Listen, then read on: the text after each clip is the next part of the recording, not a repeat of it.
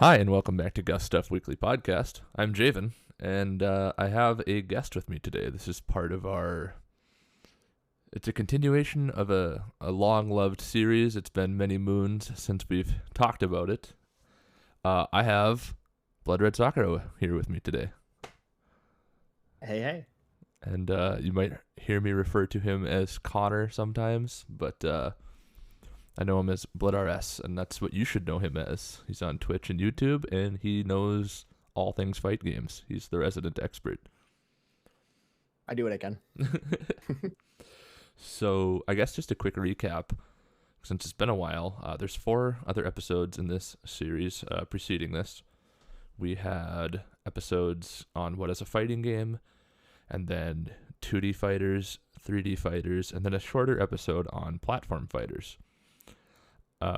But the most exciting aspect of it all, and the thing I believe that you find probably most interesting about fighting games, is the community. Oh yeah, it's the best part. Yeah, and we alluded to it way back when, and so we finally had our schedules line up, and yeah, we're gonna talk about the fighting game community. So by like loose definition, like community can mean a lot of things in games. So what does it mean in like the fighting game area? It's interesting, right? Because you hear a lot, if you're tangential to the fighting game community, as it calls itself, it's more unified than I think a lot of other games go, right? Because you have people who are fans of Valorant, right? But they may not like COD or whatever. The FGC is pretty much, if it's 2D or 3D, we ride with you. If you're a cool Smash player, we ride with you as well.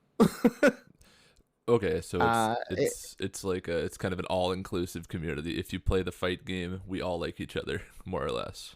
Yeah, and I think that's born out of the ways that the games are played, right? Fighting games started in arcades, and there was really like a competitive shit-talking aspect to it, right? You're in an arcade, you're shoulder to shoulder with somebody, you got money on the line.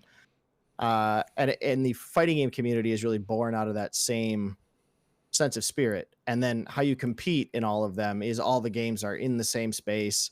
When you're going to your locals, which we'll get to, you're going to be, there's a lot of cross-pollination between the different titles, right? And you get to hear people really evangelize about games that they're passionate about that are probably pretty related and relatable to what you're passionate about if you're at a locals.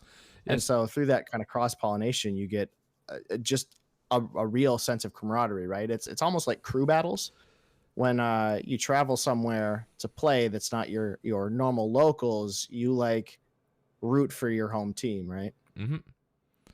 Yeah, so I guess like touching on that like arcade, that image of like, you know, the birth of fighting game communities being in the arcades.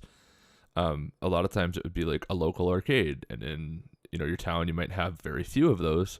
So I suppose it's one of those deals where, like, if you go to the arcade, you play against somebody, you kind of rub shoulders with them quite often, and so you end up building that spirit, that rapport. There we go. You end up building that rapport with everybody in the arcade, and so you end up with this kind of tight knit community.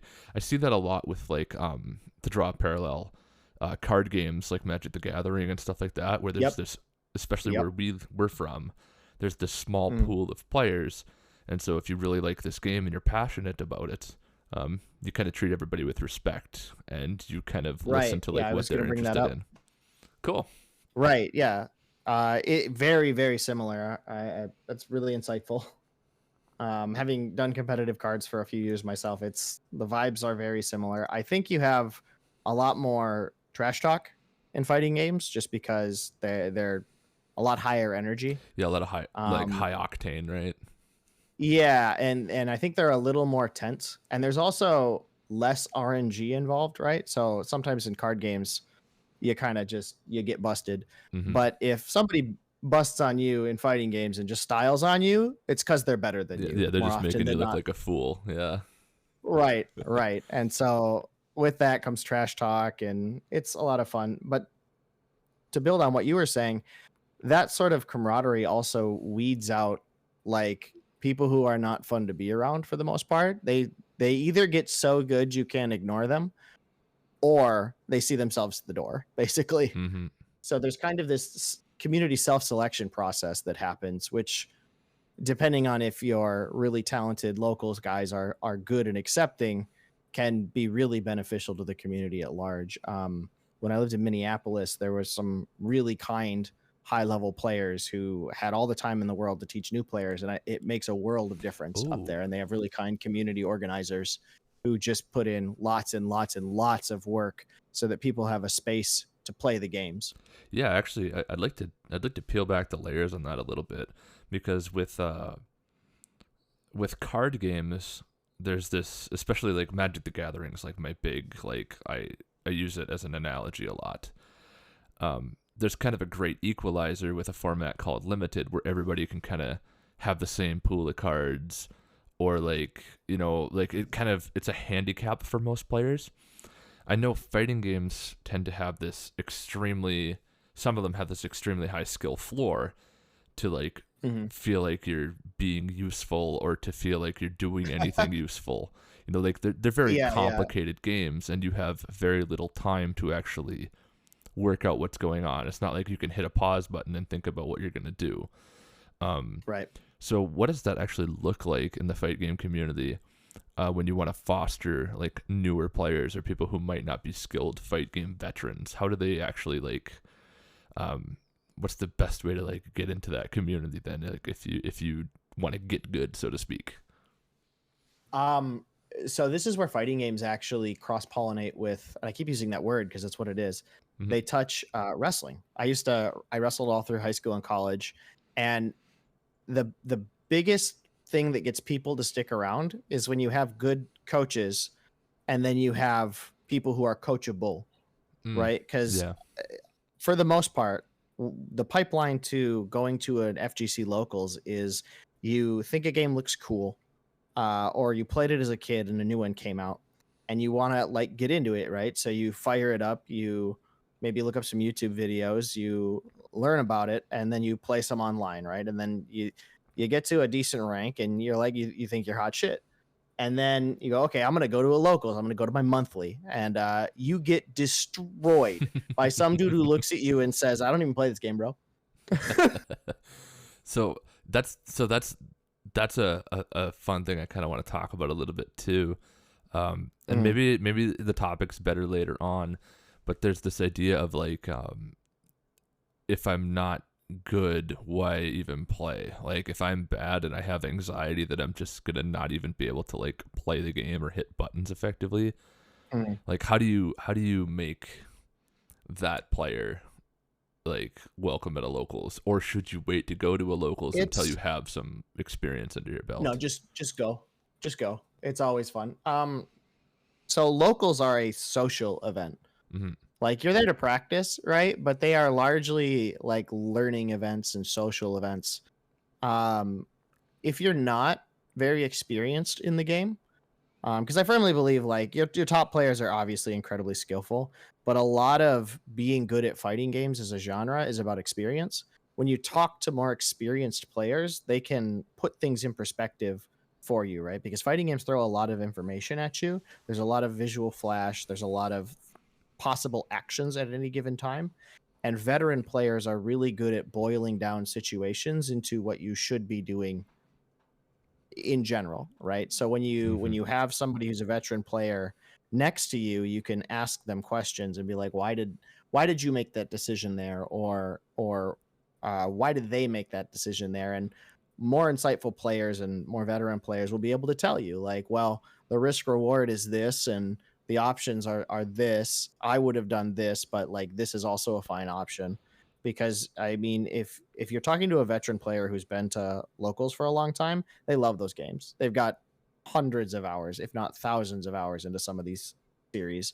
And they really, and this is the thing that I love about the fighting game community, they want you to play it. They want you to play their game. They want everybody they meet to play their game. I used to do this for Soul Calibur 6 in Minneapolis. Is I would show up with my PS4 and a portable monitor, and I would sit down and start playing, and somebody always came up and was like, what is this? And I would get to like evangelize about this game series that I'm really passionate about. And by the time I moved away, I was the Soul Calibur guy. Everybody knew Soul Calibur 6 was going to be at our locals, so they like started practicing because they wanted to beat each other. And just people yelling at each other and shit talking their friends and just generally having a good time. The closest non-gaming analogy I can think of is like a barbecue. Yeah. You're gathering around, you're getting fast food, you're having a beer. Yeah, just having a good time. You're playing video games. Yeah. So it's so really like cool. If you're feeling yeah, just to finish the thought about like feeling anxiety and like tying up your worth in the game to your skill level, because I used to do that a lot. Don't like it's nobody's that good that you're going to interact with for the most part, and they're all learning. So, and they all want to learn with you at the end of the day. So long as you're like a coachable, nice dude and generally chill to be around, you're going to fit right in. And they want to be there with you. That's awesome. So it's really cool because in the small town where we're from, I basically helped propagate a gaming community, so to speak. And Very that was cool. that was the general vibe, right? Is like we were playing Magic the Gathering or chess or Dungeons and Dragons or whatever. And it's really cool to hear how like the fighting game community has this kind of dialed in, which I mean it makes a lot of sense. I mean, in some places, yeah. Yeah, cuz like the card game things have been around for like probably a decade less than fighting games, so hopefully they're getting there. But it's like this idea. I think card games have done a way better job at cementing themselves as part of local communities than fighting games personally. But I think that's because there's a lot more money to be had in card games, in like supplying card games. There's a lot of rubbing elbows with board games and tabletops. I guess I've actually been. Go ahead. No, yeah, I was just saying, I think specifically what I'm getting at here is from what you were explaining is the propagation of information and the kind of inclusion in the fight game community. There is a little bit of that missing in like some of the Dungeons and Dragons or the board games or the card games. There's kind of a little bit of, I don't want to call it snobbery, but that's like one of the closest. No, I think snobbery is the right word. And then, tabletop war games are notorious for it. So it's really cool to hear that like fight games, this super difficult, like almost Herculean difficulty of a game has this like, no, please come in and play with us. We want more people. Right. And don't get me wrong, you will meet snobs. You will meet elitists. I have played with people who played video games for money a lot, and some of them are the nicest people I've ever met. They are so willing to help you. They want you to learn. And then I have met people, and I mean, this is a bigger tournament, so I don't actually like know these people as people. I know them as competitors, and they're assholes. So you can get kind of that mix of snobbery and welcoming. But if you're headed to your locals, your city in general, everybody wants you there. Cool. Majors are where you start to get a mix of people who are not the best socially. So let's segue a little bit then. So we talked about kind of like the beating heart of the local community. Where do you go? Like, how does the fight game community look on the whole? And I kind of want to separate this into two distinct ideas here, because I think there's this idea of we'll call it LAN tournaments, you know, like the local area network, like you go somewhere, Travel Evo is a great example, right? And then in fighting games, they're called majors. Majors, okay. I think they're called that in some games too. Like I know in MOBAs, a lot of times they'll call them majors or stuff. Yep. Major events, right? Yep, exactly. And then the other one is like the ranked / online meta. Because it's still like an important part, right, to the community as a whole. It's definitely more and more so recently. Yeah. So let's talk a little bit about which one would you like to tackle first. Let's talk about ranked. Okay, go ahead. Because I think it's a good segue from how ranked makes you feel versus how offline makes you feel. Yeah, the anxiety of ranked, the ladder anxiety, and all that. Well, and And when you fight a nameless person, you fight a username online, they kicked your dog, right? There is something that awakens, at least in me and some of the people I know, that awakens in you that just like you are fighting the most vile human you've ever known across this internet connection, and they wish to do you personal harm. I don't know what it is. It's honestly one of the most jarring things about like watching fight games, especially like watching you play or watching like other people play fight games. It's like that camaraderie trash talk that like kind of permeates the offline scene, the LAN scene. Yep. It's like it gets condensed and actually used for harm online. Like it's kind of wild. You get actually mad, right? And I think part of that is because there's no consequence. Fighting games started as you're rubbing elbows with this. You are shoulder to shoulder with this dude, and therefore you're bound by in-person social contracts, right? Online, you're not. So like you just assume, and because of how online, like being online works, and I'm terminally online myself, you don't give people the benefit of the doubt, right? It's not Johnny Street Fighter playing on his TV at home having a good time with a beer in his hand, right? It's the sweatiest, most vile troll you could possibly think of that queued up with you on purpose to ruin your day. To ruin your day. Yeah, exactly. Right? It is personal, which is weird because you'd think it would be more you think it'd be less personal, right? Because you don't know this person, but no, it brings stakes, out the worst in right? people. Like the stakes, right? Well, I mean, number go up. Yeah, it's a very and I'm not gonna say it's unique to fighting games because it's not. You know, we both played MOBAs and RTSs and stuff, and like the sweat is real. Card games, the sweat is real. The sweat is real. But I do have to say I have never seen, and I think a lot of it has to do with like the same problem with RTSs in fighting games, of like you tend to blame like game balance or blame the opponent, externalize, because it's like it's just you, like you're the only one that can hit those buttons, right? And so when you do it wrong, it just like makes you very upset. So there's so it's called scrub quotes, and this is one of my favorite parts of the FGC, right? There's this whole idea, because like you said, these games are Herculean, they're difficult, and so you have to approach them with a growth mindset or you're not going to go anywhere. But people who don't approach these games with a growth mindset are called scrubs, because they're going to do the same thing over and over again. It's not going to work. They're going to get mad and they're going to externalize it, right? So there's this there's a whole Twitter account that all they do is post scrub quotes of just people blaming balance when it is clearly not balanced. That's the problem.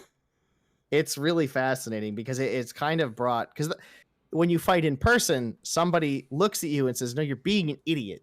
That's +2. Continue blocking. And you go, oh shit. And you like check yourself, right? Because you're in person. But like online, it's just the scummiest thing you've ever seen, and it's so broken. And you're like, oh, I have to block. I have to hold this mix. Like, and it takes your friend tapping you on the shoulder and go, block, idiot. I literally can't do anything. No, you can block. Like, just right. You can do the best action in the game. You can block. That's hilarious. And I think that ties into really well, like if you want to improve at a fighting game, locals are for you, because the feedback loop is so much faster and you get to benefit from kind of that hive mind, right? Whoever is there, if they have experience with the character or the situation you're having trouble with, or they're familiar with it, they can just tell you answers. Hey bro, I've made this blunder before. Yeah, it's like sharing war stories, right? It's like, oh, I know this player. They used to do this to me, and this is how I would beat it. And then you don't have to hit the lab and like try things out. You kind of just have an answer that you can set up the situation and lab, so you have the muscle memory, right? It's interesting. Yeah, it's a lot like, you know, going to like a Friday Night Magic, and this guy keeps casting this one creature that kills you, and he's the biggest creature you've ever seen super early, and then the guy sitting next to you is like, yo, just shoot his mana dork with your removal spell. Then he has to wait longer to get it out, and he's dead. Like it's that whole like you can just look over and be like, bro, just do this, you know. Right. You get those fresh set of eyes really quickly. Mm-hmm. No, that's a really good point. So like, is there like what's the best mechanic to? I know I'm kind of getting off topic because we're unranked here, but the question just popped up in my mind. Like, what mechanic do you use to find like locals essentially? So there is a website. It escapes me. Maybe I'll figure out what it is, and you can put it in the description of this or something. Okay. But there is a website that says what locals. If you're in a large city, you have a locals. You may have more than one locals. But it is rather disjointed, and I think that's what I was getting at with why cards have been so successful at growing card games and board games and tabletop games is because places that sell those things tend to have a space to play those things. And that's not the case with fighting games. I'm actually struggling with that where I live now. There's no locals, but there are people who play. But if you don't have that third space to go to and just hit those buttons, it's difficult because it's weird and I think a little invasive to show up to somebody's house, right? Every week. Oh, yeah. And even if they're okay with it, you don't get growth because you don't have a random dude walking by going, I play this game. You guys here next week? Yeah. Well, I'll bring my controller and I'll be here. Yeah, right. You don't get those eyeballs. It's literally why we moved, or not moved, but it's literally why we initially in the community here set aside a tertiary space, a space where none of us had any control over other than like we all pitched in for rent, right? And you show up and you play your games there because now it's not somebody's house. They can't kick you out because you made them upset, and you don't have to worry about like it makes drama go away, and then you do get random people coming by being like, oh hey, what's this? And you just meet new people. Yeah, having that tertiary space is extremely important. And furthermore, like with fighting games, there is no you're coming with your controller. Like whoever wants is bringing setups, right? There's no cash incentive, so it's a hard sell to businesses to be like, hey, can these random guys make a lot of noise in your shop for an evening? You have to find somebody who's already a fan who has a space like that, right? And that can be difficult depending on like the nerd culture that's going on. Yeah, for sure. I mean, whereas like cards, you can start selling, like you're already selling cards, so more foot traffic, more better. And you're incentivized because of things like Friday Night Magic, like actual official sanctioned events, like exactly. And that's actually somewhere I think that fighting game developers have failed, just flat out failed the community. And there's good and bad to that because the fighting game community continues to be incredibly grassroots because that's the only way it operates. But you lose that exposure, right? You don't have Capcom going, here's an official tool for places that play Street Fighter on what days and what locations, right? Yeah, or like how you whatever go to game, D&D or Magic the Gathering or any board games, and you can like type in your zip code and it'll be like, hey, this store sells this stuff and you can play here. There are community created tools for that, but just like all community created tools, when people fall away from the community, they go into disrepair or they become difficult to maintain, right? So your mileage may vary, especially considering like 9 times out of 10 in instances like that, it's usually one person like pouring out their heart and soul into the project, or a small group of people. And if life comes up and you miss it for a month, all of a sudden, guess what? It's basically very collapsed. Difficult to start up again. Yep. Yeah, I mean, there's no longer SE6 being played in Minneapolis because I'm not there, so I know exactly how that is. Yep. So majors. Speaking of. Oh, majors are so fun. Can we talk a little bit about your experience at Evo this year? Let me first lay the groundwork for what a major constitutes, right? Sure. So your locals tends to be meet weekly, tournament monthly, right? And it tends to be like 20 people. Okay. Most places I've been, it's around 20 regulars, right? For a big city. Majors, for instance, the Evo that I just got back from 2 weeks ago, I had it had over 10,000 unique entrants. Wow. Yeah, and I mean it's the biggest in history. The game I play, well, game I played was one of them was Grand Blue, and it had 1,300 entrants on its own, and it's Oh not my considered a very goodness. large game.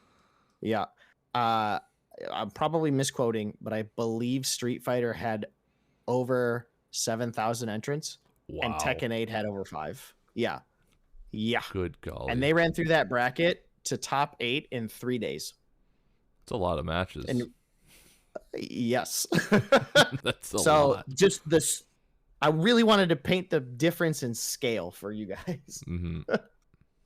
It is a wholly different experience. And Evo is unique in that it is much more of a fighting game convention these days than it is like obviously the tournament takes center stage and is central to the feel of Evo, but there's a lot of company booths now, sneak peeks for new games or new balance patches, free play arcade stuff that's provided. There's a fight stick history museum, which was very cool. Oh, An cool. a fighting game art museum. Like if you're familiar with Guilty Gear and Daisuke Ishiwatara's work, it was all on display. Like the originals of his art really were all on cool. display there. It was and like old Street Fighter art too, old Tekken art, character sheets, things like that were all on display for free once you got into the venue. It was really, really cool. That's awesome. That reminds me a lot of like playing Dungeons and Dragons at your local game store, but then going to like Gen Con or like one of the big conventions. Yeah, that's a good analogy. It really is. It's like if you went to a convention where the whole thing was built around a Magic the Gathering tournament. Yeah, that's really cool. Because I suppose it's not like one specific fight game being played, like you said. Correct. There's already mentioned 3 of them. It is a celebration. Yeah. Well, I mean, they play. So there's the Evo main stage, which is basically the larger fighting games that are still getting development and patches. So Street Fighter 6 was the main stage, like the game this year, and then Tekken 8, and then Guilty Gear Strive, and then Grand Blue were like the main ones. But they also had Under Night In-Birth 2. And I'm forgetting one, and I know I'm forgetting one, and I'm sorry to that community. I think I even saw like Melty Blood and Guilty Gear. That's what I was getting to. Is that's just the main stage. There are then community showcase tournaments, which are sponsored by KOF 14. Or 15. That's what I was forgetting. But there are community showcase tournaments sponsored by Evo. So Soul Calibur 6 is one of those because Soul Calibur 6 isn't being actively worked on, but it is a really dedicated community. So they gave us a space, an official tournament space to play in. Right? It's like a nod to the people that might not have. Yes. Gotcha. Okay. Correct. Yeah, games that are no longer under development, that they don't work with the developers to put that tournament on. They work with the community that's keeping the game alive. And then you have community tournaments, which is kind of confusing, admittedly, but those are games run by the community, and you will have hundreds of games. It's great. Like some of them, somebody like the community that's smaller plans the amount of setups they're going to have. They show up at a table, they plug in their setups, and you better be there to register for the tournament because it's happening in 20 minutes. That's kind of cool. It's almost like a side event. They're like little flash tournaments. Yeah, right, that's exactly what they are, side events, basically. Anything below the community showcase level is a side event. And there are lots. I mean, every fighting game you want to play, Evo's where you play it. Cool. So I could show up to Evo and play footsies. Yeah, you could. You absolutely could. And people travel internationally for these things too. Like there are a lot of Japanese players, a lot of Dominican Republic players, a lot of European players. Like Evo is really the world tournament for fighting games, basically. Yeah. Okay. So it's the nexus of all things fighting games for the year. Very much so. Neat. Very much so. That's really cool. It is the end of the fighting game year is Evo, and then everybody takes a couple-week break and then back at it again. Yeah, it's actually really interesting to think about this because there's a lot of this sort of thing happening now, like this Evo style event. I mean, it kind of all started back with like Comic Cons and like Gen Con, but now it's like you have Evo. You also have oh my goodness, I just had the example in my head. Oh, Adepticon for Warhammer and miniature war games and stuff. Like there's so many of these. I didn't know they had a con, but that makes so much sense. Yeah, it's these cool, like, and then companies can like do reveals and you get community together. It's exactly what happens at Evo. Yep. So like it's tradition at Evo, especially at Evo. It happens at other majors as well, but especially at Evo, that during finals there are big reveals. In fact, Tekken, the director of Tekken is a character, right? He is on stream saying Heihachi is absolutely dead. Well, they revealed Heihachi at Tekken. They revealed him as the next playable character. Wow. And they even played the clip, so they have a good sense of humor about it. That's hilarious. Right? That self-awareness is like just awesome. They'll show up to the tournaments as well. Like Daisuke, I don't know if Daisuke was there this year, but he has been before.